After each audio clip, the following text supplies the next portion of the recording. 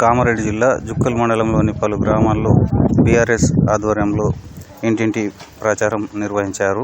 ఈ సందర్భంగా చివరి రోజు అయిన శనివారం పడంపల్లి గ్రామంలో బీఆర్ఎస్ కార్యకర్తలు ఇంటింటికి తిరుగుతూ ఈవీఎం డెమోలను చూపిస్తూ ఓట్లను కోరారు. ఈ సందర్భంగా జహీరాబాద్ పార్లమెంట్ బీఆర్ఎస్ అభ్యర్థిగా గాలి అనిల్ కుమార్ను గెలిపించాలని వారు కోరారు. మండలంలోని జుక్కల్, సావర్గాం, బస్వాపూర్, పడంపల్లి, అదేవిధంగా చెండేగాం గ్రామాల్లో ప్రచారం నిర్వహించారు. ఇందులో నాయకులు వాగ్మారే విఠల్, శ్రీనివాస్ పటేల్, ప్రకాష్, రాజు, అనిల్, మురళి తదితరులు పాల్గొన్నారు.